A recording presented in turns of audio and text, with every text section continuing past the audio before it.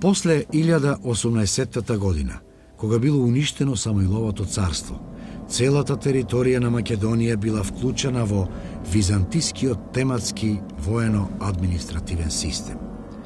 Од ново приклучените македонски територии, Византија формирала нова тема, во ранг на Катепанат, која го добила името Бугарија. Седиште на новата тема станал градот Скопје, а прв управител Давид Аријанит. Превентивно, за да не стане големо жариште на побуна, византискиот цар Василий II веднаш наредил да бидат разурнати ѕидините на градот Охрид, поранешната престолнина на Самуиловото царство.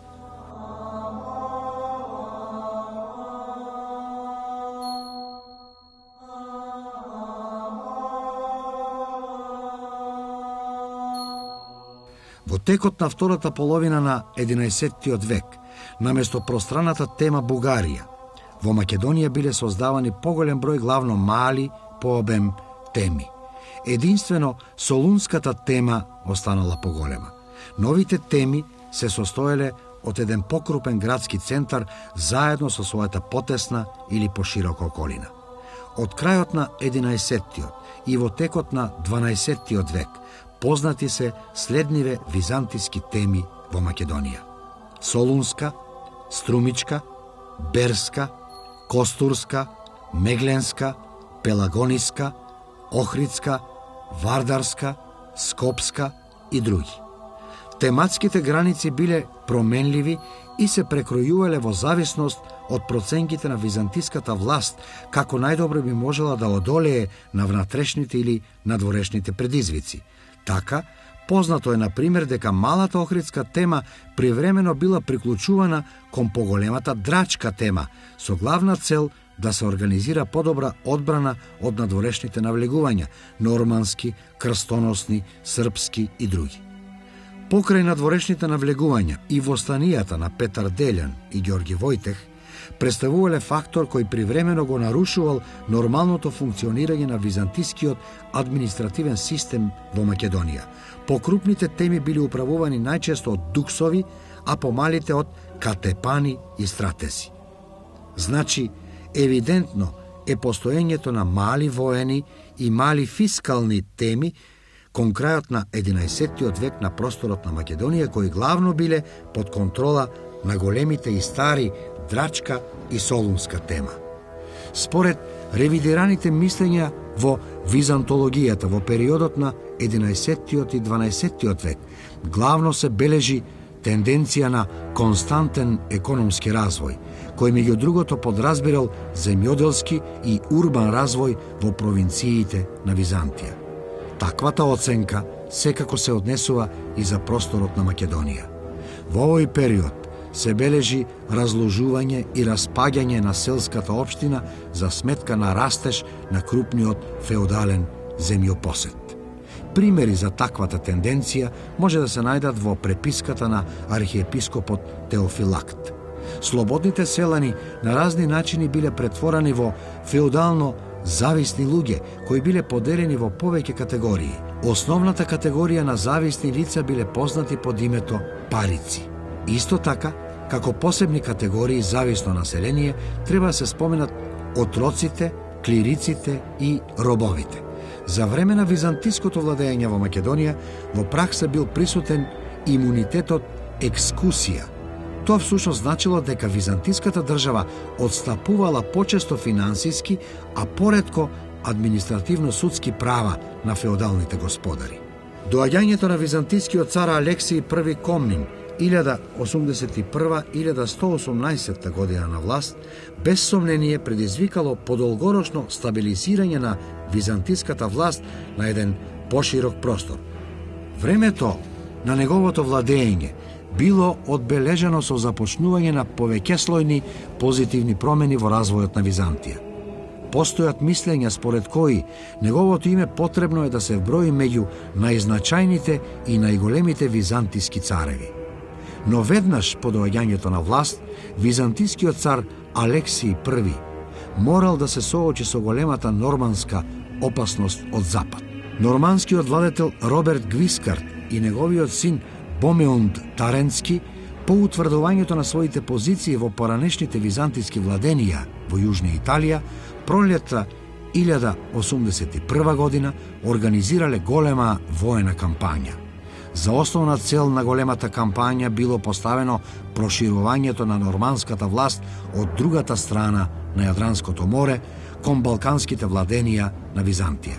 Норманското освојување на Драч представувал главен предуслов за успешно продолжување на воената кампања по патот Вија Егнатија и пошироко на просторот на Албанија, Епир, Тесалија и југозападна Македонија. Сериозноста на ситуацијата наложувала личен воен ангажман на византискиот цар. Според Ана Комнина, кога царот Алексиј I во август тргнал од Цариград кон Драч, во редовите на неговата војска имало разновидни и разнородни воени трупи. Меѓу воените единици и командантите кои се наоѓале под византиска команда се споменуваат Антиох, кој заповедал со македонците, Александар Кавасила, кој заповедал со тесалијците, а Татики, тогаш велики Примикерии, заповедал со турците кои живееле околу Охрид. На 15 октомври 1081 година тој со својата војска пристигнал пред Драч, а по само 3 дена се впуштил во отворена и жестока битка со норманите. Византиската војска на чело со Алексиј I доживеала катастрофален пораз. Во тие тешки околности, според Ана Комнина, царот Алексиј I со својата придружба избегал од боиштето и по 2 деноноќија патување преку планини и по лоши патишта стигнал во Охрид. Опоравувајќи се малку во Охрид и одморајќи си го телото, царот Алексиј I потоа се упатил во Девол за да ги дочека своите разбегани војници. Во Девол царот наредил разбеганите војници да се собираат во Солун, каде и самиот се упатил. Паѓањето на градот Драч во нормански раце сепак се одолговлекло неколку месеци, односно до февруари 1082 година. Се создале услови за натамошни нормански освојувања кон Епир, Тесалија и Македонија. По доживеаниот втор воен пораз од норманите, овој пат во битката кај Јанине во Епир, царот Алексиј I, сосема слично како по поразот кај Драч, со дел од војската успешно го предводел и второто повлекување. Избегнувајќи безбројни големи опасности, Алексиј I повторно се спасил, овој пат минувајќи преку Струга за да стигне во Охрид. Според известувањето на Ана Комнина, царот Алексиј I заминал од Охрид, упатувајќи се кон Вардар за да собира нова војска, која му била потребна за следниот судир со норманите. Новата битка најверојатно се одиграла летото или почетокот на есента 1082 година, но местото на одигрување не може со сигурност да се утврди. Последователните порази кои ги доживеала Византија во трите битки 1081-1082 година против норманите истовремено представувале неуспешни обиди да се сопре норманското напредување во внатрешноста на Балканот. Според Ана Комнина, повраќањето на Роберт Гвискарт во Италија пролетта 1082 година, командата врз норманската војска веќе е имал превземено неговиот син Боемунд. Тенденцијата за превземање на успешни воени акции против Византија, Боемунд ја продолжил со освојувања во Македонија. Петар Алифа ги завзел двата полога, Горен и Долен, додека Пунтесиј завладел со Скопје. Потоа Ана Комнина изнесува сосема кус опис за делумното освојување на Охрид од страна на норманите. Лично Боемунд по повикот од охриѓаните брзо пристигнал до Охрид, задржувајќи се таму кратко време. Не постигнал ништо или без да може да направи нешто, бидејќи Ариеби ја бранел Охридската тврдина. Значајно е да се наведе еден општ податок од Ордерик Виталис. Тој всушност соопштува одредени наредби или препораки на Роберт Гвискарт упатени кон норманските грофови предводени од Боемунд како да се однесуваат кон локалното население и византиските благородници. Меѓу другото, се открива дека треба храбро да се борат, но само доколку бидат нападнати од противникот. Исто така им било наложено да не го вознемируваат локалното население и да не го предизвикуваат против себе. Напуштајќи го Охрид, со главнината од војската, Боемунд се упатил за острово, веројатно по патот Вија Егнатија преку Преспа и Пелагонија.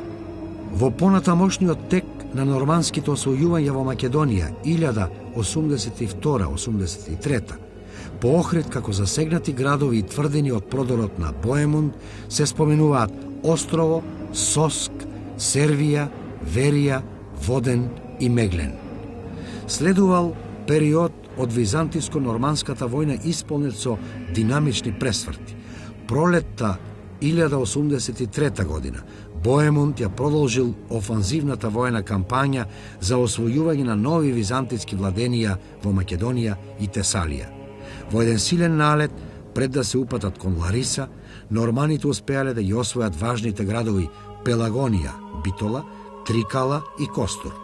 Но потоа следувале два тешки пораза – битката кај Лариса и битката за Костур, од кои норманите до крајот на војната не можеле да се опорават. Најпосле, крајот на византиско-норманската војна се случил 1085 година.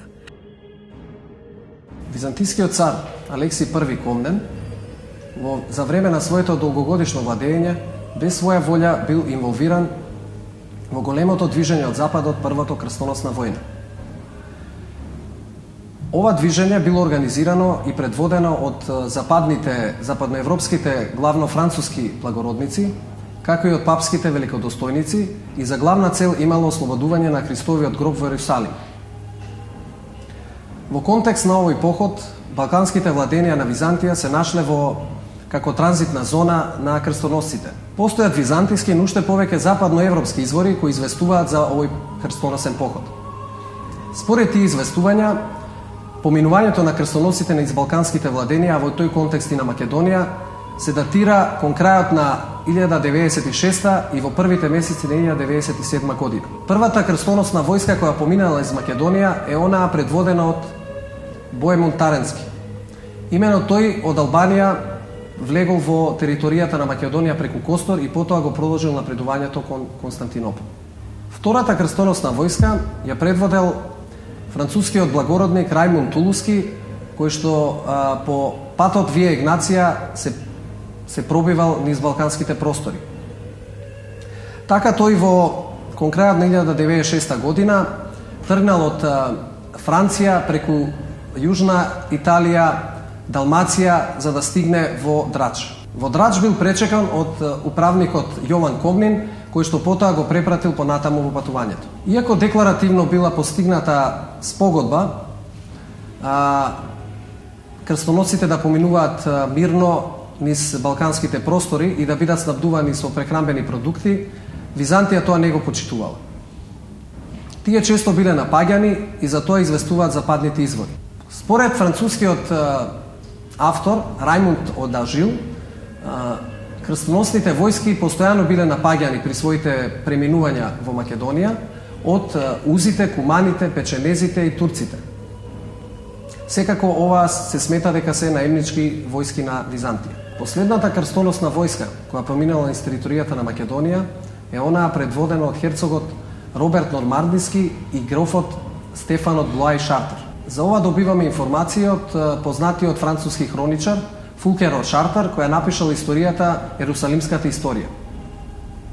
Според неговите податоци, крстоносците во кон крајот на 1096 година почнале со патувањето кон Балканот. По известни тешкоти, тие го поминале Јадранското море и се истовариле кај Драч во Албанија. Потоа го продолжиле патувањето по копнен пат. При ова патување интересно да се споменат одредени топоними кои што ги споменува Фулкер од Шартер. Па така, например, градот Охрид е наречен Лукреција, а градот Битола Ботел. Исто така, Фулкер од Шартер ја споменува и реката Вардар. Од богатата ризница на податоци во писмата на Теофилакт Охридски постојат ретки фрагменти кои се однесуваат на преминувањето на крстоносците низ Македонија или по-конкретно низ некои од епархиите на Охридската архиепископија. Обраќајќи му се на китарскиот епископ после одредена пауза во комуникацијата, Теофилакт значителен дел од писмото посветува на двете причини кои придонеле за тоа. Првата причина била преминувањето на франките или навлегувањето, или не знам како поинако да го наречам, кое толку не опфати и не привлече, што дури ни самите не се чувствувавме. Втората причина била што Теофилакт не бил во можност да најде сигурен и доверлив курир за праќање на писмата, но бидејќи веќе се навикнавме на пакостите на франките и ги поднесуваме злата полесно од претходно, зашто времето е добар учител на се, па затоа понекогаш сме господари на себе си. Податокот на Теофилакт упатува на тоа дека за време на поминувањето на крстоносците 1096-1097, состојбата во Охрид и пошироко била неповолна, одразувајќи се најмногу на ограничување на движењето на луѓето и осиромашувањето на материјалните и човечките ресурси на градовите. После 10 години се бележи последниот обид на Боемунд Таренски да завладее со балканските владенија на Византија. За да ја добие неопходната финансиска и дипломатска помош, Боемунд ги посетил Италија, Франција и Нормандија, а по пристигнувањето во Јужна Италија во втората половина на 1106 година, тој ги започнал конкретните војни подготовки за предстојниот продор. Бидејќи таквата намера на Боемунд била очекувана од византискиот цар, тој започнал со сериозни и долготрајни дипломатски и војни подготовки со намера Византија овој пат поуспешно да се справи со норманската опасност. Токму во контекст на подготовките кои биле превземани за што подобро утврдување на градот Драч, Ана Комнина меѓу другото се осврнала на реката Дрим, при тоа опишувајќи го нејзиното течение од истекот на Охридското езеро до вливот во Јадранско море. Според авторката, реката Дрим се симнува од височините од езерото Лихнит, кое на варварскиот јазик се нарекува Охрид, од планината Мокра преку 100 канали. Тие како посебни рекички, на тој начин течат до реката кај Дебар во која се влеваат. Од тоа место реката се зголемува и се нарекува Дрим. Потоа следува описот на течанието на Дрим до нејзиното влевање во Јадранското море, во близина на Леш. Во текот на октомври 1107 година, откако Боемунд со норманската војска се истоварил од своите бродови кај Валона и го освоил споменатиот град, се упатил кон Драч.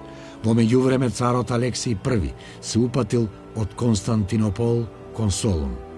Овој пат намерата на Алексиј I била добро да ги утврди позначајните војни пунктови во Епир, Албанија и Западна Македонија. Од војниците кои биле обучувани во Солун, царот ги избрал најискусните и најхрабрите и ги испратил по клисурите и теснините каде се очекувало навлегувањето на норманите.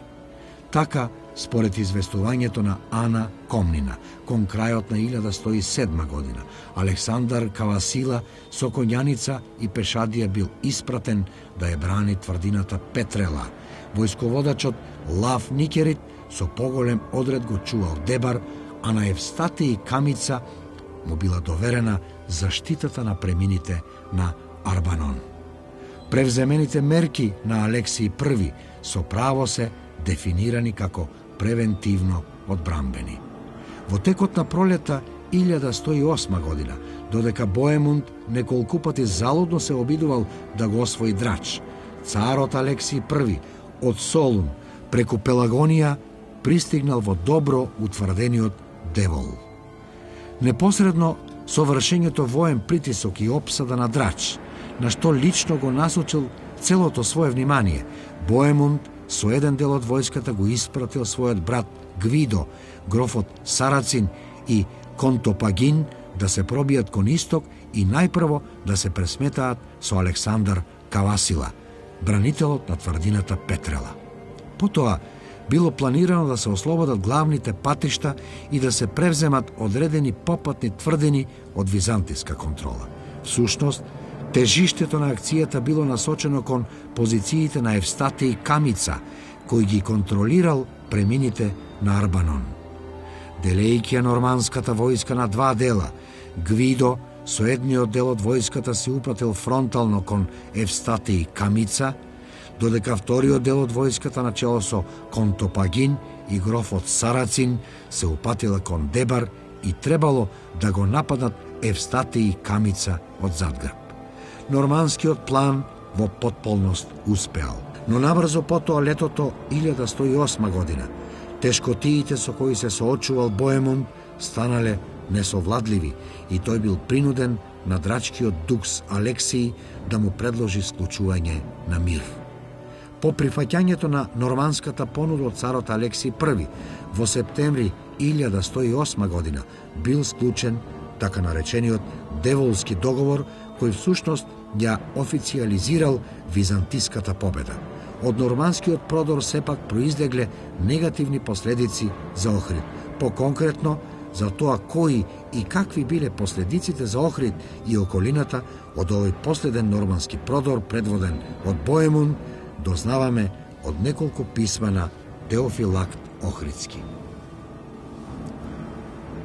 Во две негови писма особено се потенцира проблемот кој настанал поради претераната регрутација на жителите на малата Охридска тема во редовите на византиската војска, што придонело за осетно осипување на машкото работоспособно население.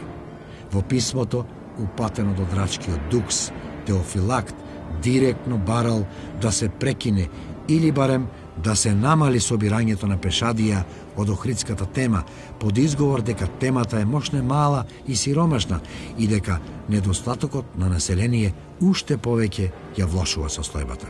Во богатата преписка на Теофилакт постои уште едно писмо, кое можеби на најдобар начин ја доловува тешката положба во која се нашол градот Охрид и Македонија, предизвикана од навлегувањето на норманите во првата деценија на 12-тиот век. Писмото е упатено до магистерот Јован Пантехни и во него Теофилакт пишува: Работите во Охрид се многу страшни. Земјата на Мокра, а Мокра е дел од Охридско, е заграбена од робот и од стапникот. А Багора, тоа е голема планина во средината помеѓу бугарските и драчките планини, се наоѓа во рацете на бунтовникот. Со еден збор, се е лошо.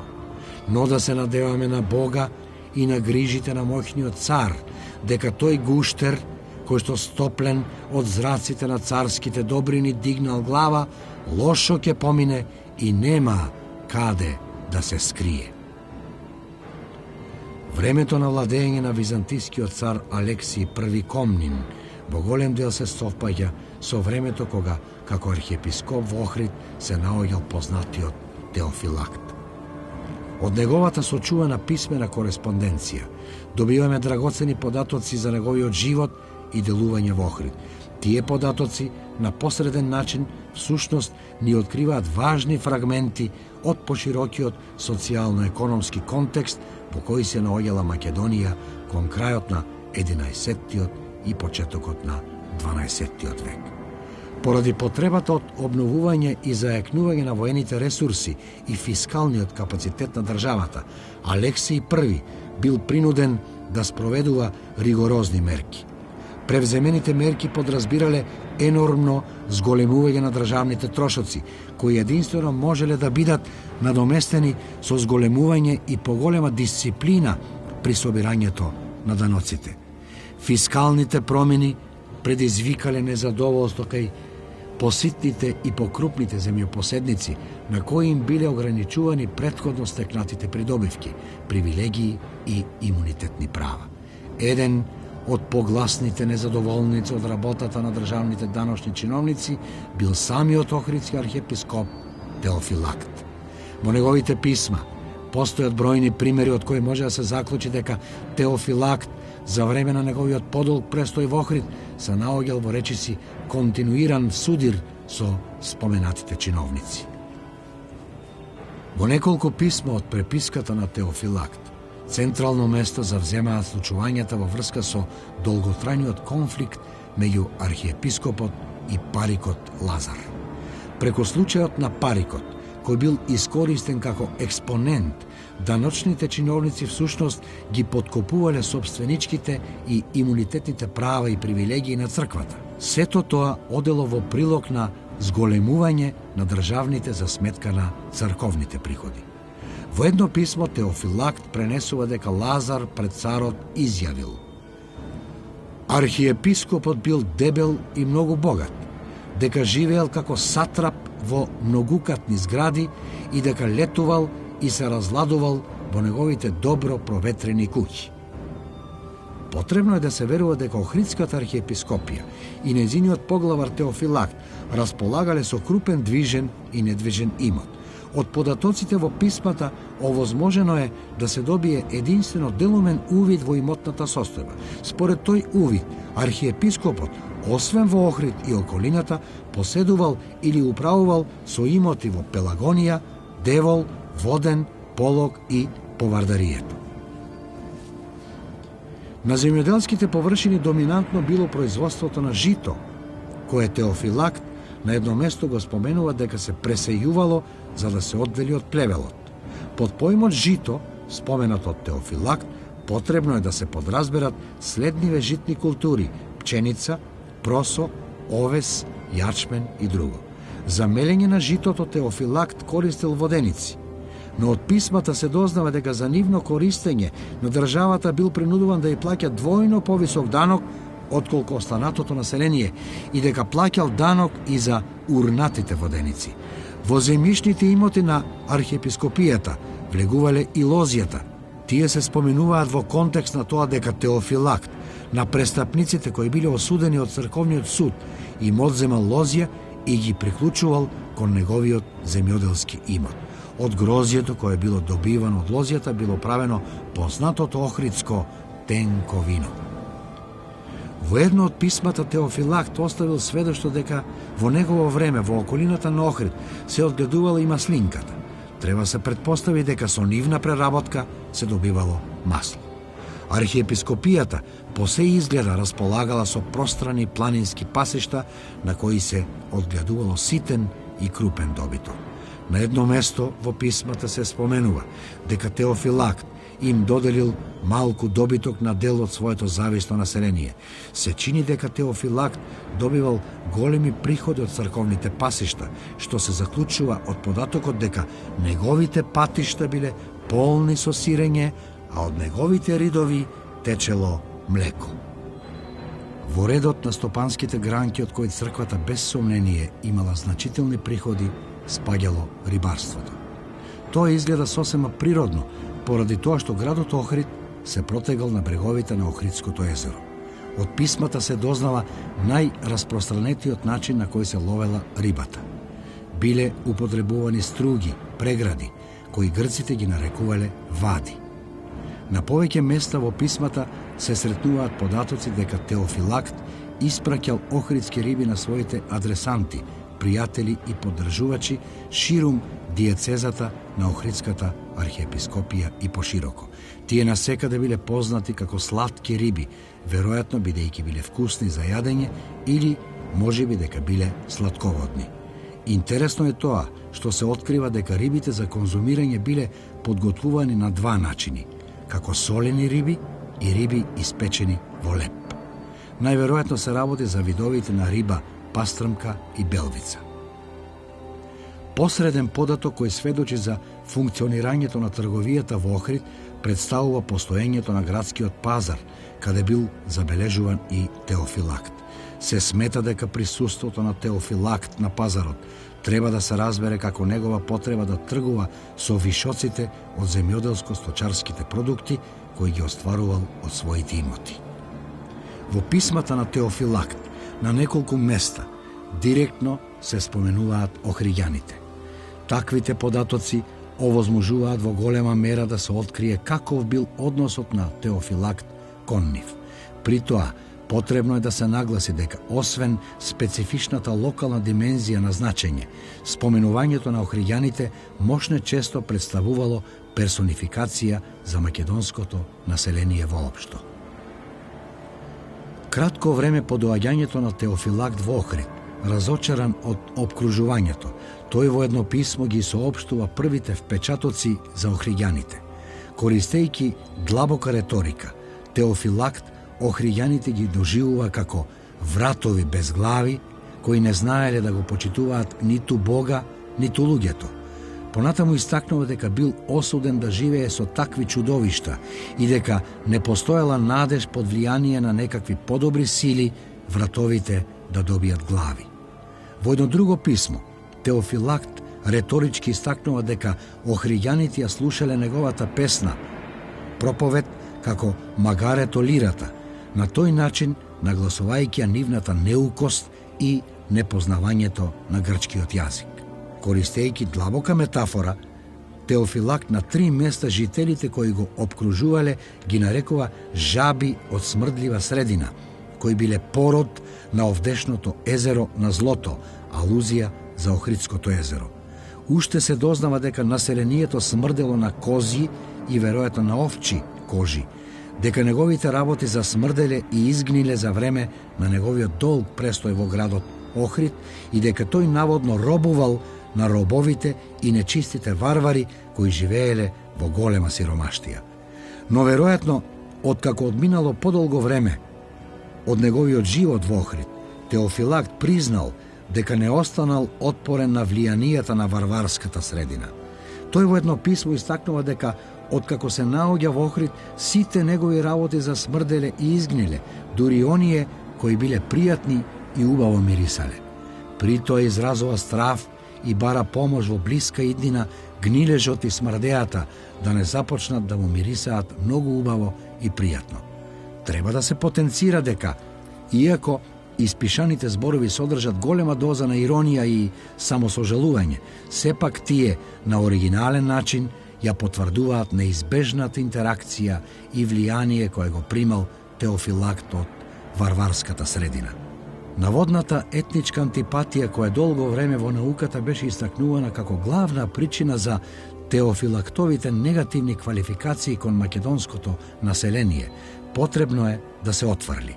Сваќањата и однесувањето на Теофилакт биле сосема вообичаени за еден образован ромеј на висока црковна позиција во провинцијски град обкружен со варвари. Едноставно се работи за цивилизацијски и културолошки јаз кој реално постоел меѓу ромеите и словените. Приоритет во неговото делување како лојален човек на византискиот цар било настојувањето да го држи покорно кон Византија населението на неговата архиепископија. Едноставно, Теофилакт бил човек со 2 лица и 2 природи. Византиската власт во Македонија во 12-тиот век главно имала стабилен карактер. Потребно е да се издвои дека за време на долгото владење на византискиот цар Мануил I Комнин 1143-1180 во контекст на византиско-српските судири, Македонија играла многу важна улога.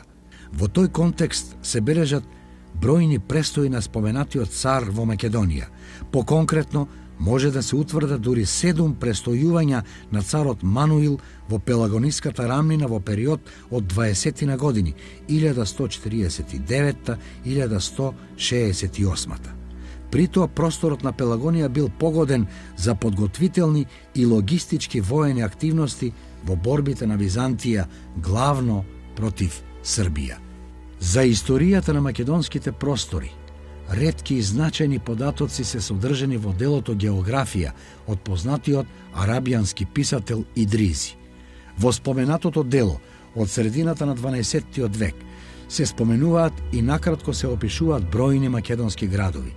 Охрид е прекрасен град со многубројни згради и развиена трговија.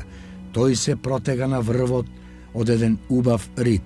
Близу до него се протега големо езеро од кое рибата се лови со лодки. Тоа езеро се наоѓа од јужната страна на градот. Обиколката на езерото трае 3 дена патување.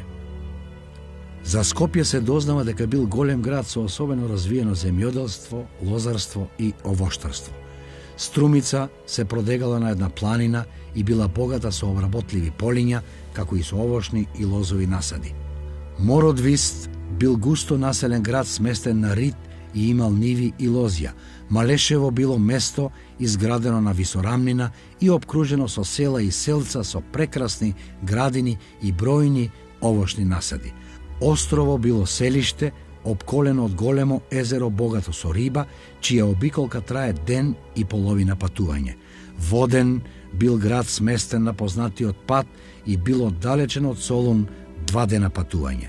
Сер бил убав град со многу згради, со лозја, со овошни насади и со ниви. Битола бил убав, прекрасен и пријатен град во кој се стигнувало од Охрид, одејќи кон исток за 2 дена, додека растојанието од Драч до Битола изнесувало 8 дена. Лерим пак бил оддалечен од Битола половина ден одење. Имал повеќе квартови со многу жители, а се наоѓал на една височинка. Уште се дознава дека полињата околу градот биле посејани со разновидни култури, а имало и многу лозја. Поголемиот дел од градовите биле аграрни населби. Солун и Сер биле поразвиени градови со повеќе занаетчиски работилници. Со смртта на царот Мануил во 1180 година завршила една блескава епоха и започнал еден од најсудбоносните периоди во 1000-годишната историја на Византија. На внатрешен план до полн израз дошле сепаратистичките тенденции на крупните магнати. Во 1185 година се бележи нов нормански обид за завладување на балканските владенија на Византија. Откако во јули норманите од Сицилија, предводени од кралот Вилхелм II, без поголем напор го освоиле градот Драч, тие веднаш по патот Вија Егнација се опателе кон Солун. По повеќедневна обсада градот Солун паднал во нормански раце, иако бранителите изведувале храбри подвизи, скокајќи од зидините и без оружје, спротивставувајќи им се на непријателите. Најмногу поради губењето на Солун била предизвикана промена на византискиот престол, што воедно значило крај на династијата на Комнините. Во контекст за внатрешната нестабилност и сепаратистичките тенденции во Македонија треба да се истакне примерот со Добромир Хрс, користејќи ја зафатеноста на Византија околу обидите за ликвидирање на бугарското востание на браќата Петар и Асен. Крупниот благородник Добромир Хрс по потекло Влав се осамостоил во градот Струмица.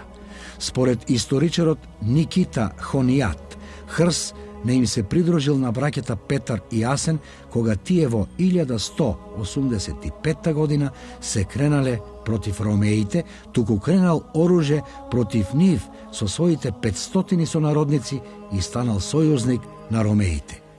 Иако не се наведува во изворите, се смета дека Хрс и пред 1185 година делувал како крупен феодален господар во Струмичката област.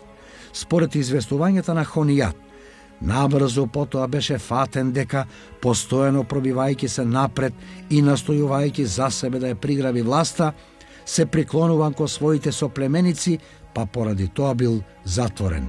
Потоа бил пуштен и испратен да ја чува Струмица, но надежите на царот, кој таму го испратил, тој ги изневерил, подведувајќи се на својата желба и тој на соседите ромеи безсрамни зла да им нанесува. Откако се утврдил во Струмица, според Теодор Скутариот, Хрс ја завзел и блиската тврдина Просек, која ја претворил во седиште на независно кнежество. Никита Хонијат пак потврдува дека по завладувањето со Струмица ја зазел и тврдината Просек, која откако ја уредил како резиденција, ја утврдил и приспособил во непристапно живеалиште. Познати се исклучително живописните описи на тврдината. Во очекување на напад од византискиот цар Алексиј III Ангел 1195-1203 година, тврдината Просек, која се наоѓала во Демиркаписката клисура, била претворена во неосвоиво упориште за ромеите. Хрс повеќе не се грежил од напад на царот, бидејќи внатре во тврдината складирал многу резерви од храна и по планината одгледувал овци и говеда. Единствен недостаток била водата, која морала да се доставува од реката Вардар, која порано се нарекувала Аксиос. Покрај Струмица и Просек, во самостојните владенија на Хрс влегувале и други градчиња и села. Во 1199 година голема византиска војска предводена од царот Алексиј III се упатила кон Просек. Откако биле завземени и опустошени некои од попатните тврдини, веднаш се пристапило кон освојување на главното упориште. Таквата тактика се покажала неуспешна. Не располагајќи со потребните обсадни справи, ромеите лесно станувале жртви на војниците на Хрс. Стрелајќи од височините и тркалајќи камењи и празни бочви, тие ги убивале напаѓачите и внесувале ужасен страв во редовите на византиската војска. Откако за царот Алексиј III станало известно дека тврдината Просек е неосвојива, бил склучен мировен договор. Најважно за Хрс било што издејствувал и натаму да го владее Просек, но и да се ожени за жена од благороден род. За негова сопруга била избрана ќерката на протостраторот Мануил Камица, братучедот на царот, која откако насила била разведена, му била испратена на господарот на Просек.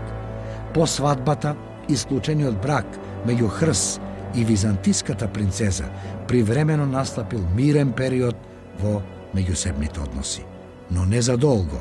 Мануил Камица, по ослободувањето од бугарско заробеништво, го убедил својот зет Хрс заедно да ги нападнат ромејските области близу до Просек.